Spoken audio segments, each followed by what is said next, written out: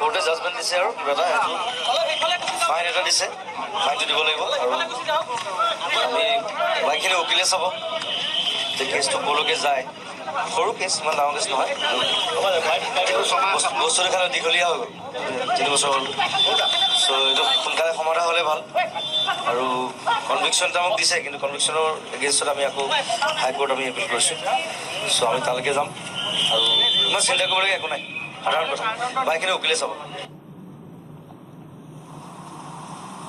আৰু আজি জুবিন গাৰ্গৰ মন্তব্য তেওঁ জনাইছে যে বাকীখিনি উকিলে চাব। ইতিমধ্যে আমাৰ সাংবাদিকে জনাইছিল যে তেওঁ এজন বন্ধুৰ ওচৰত কৈছিল যদি তেওঁ কাৰাদণ্ড বিহা হয় তেওঁ কাৰাগাৰলৈ যাবলৈ সাজু হৈ আছে জুবিন গাৰ্গ। গতিকে মানসিকভাৱে কিছু তেওঁ অশান্ত হৈছিল।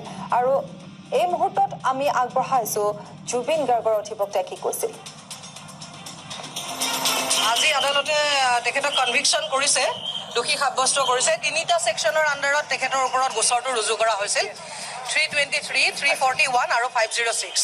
তাৰে ভিতৰত 341ত তেখেতক ৰেহাই দিছে তেখেতক আৰু খালাচ দিছে, আৰু 323 আৰু 506 এই 2টা ছেকশ্যনৰ আণ্ডাৰত তেখেতক কনভিকশ্যন কৰিছে। তো আদালতে ৰায় দিছে এইটো 3 মাহৰ কনভিকশ্যন, দুইটাৰে 3 মাহ, কিন্তু দুইটাৰ একে কনজিকিউটিভলি নহয়, কনকাৰেণ্টলি হ'ব। তাৰমানে 3 মাহ তেখেতৰ মানে সশ্ৰম কাৰাদণ্ডৰ হৈছে, অৰ্ডাৰ হৈছে। আৰু এই অৰ্ডাৰৰ বিৰুদ্ধে আমি জিলা সত্ৰ ন্যায়াধীশৰ আদালতত আমি এপিল কৰিম।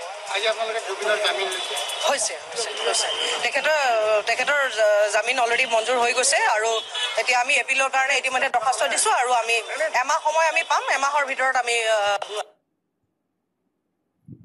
এপিল কৰিম। 3 মাহ দুবাৰ নহয়, 3 মাহেই হৈছে, কনকাৰেণ্টলি 3 মাহ।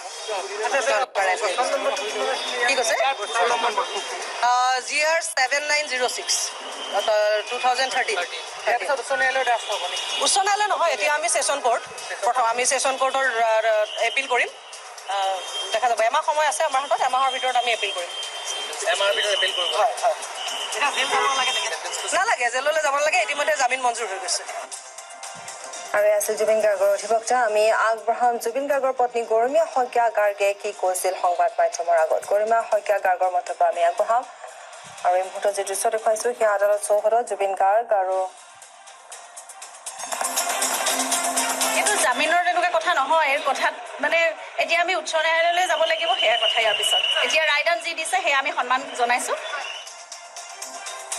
আৰু ইতিমধ্যে জনাইছে যে যি ৰায়দান আছিল সেই ৰায়দানক সন্মান জনোৱা হৈছে। আনহাতে অধিবক্তাই ইতিমধ্যে সংবাদ মাধ্যমৰ আগত এটা কথা জনাইছে যে তেওঁলোকে যি বিচাৰিছিল সেয়া হৈছে। গতিকে ইতিমধ্যে সেই ধৰণৰ সেই মন্তব্য কৰিছে। আৰু 2013 চনত অধিবক্তা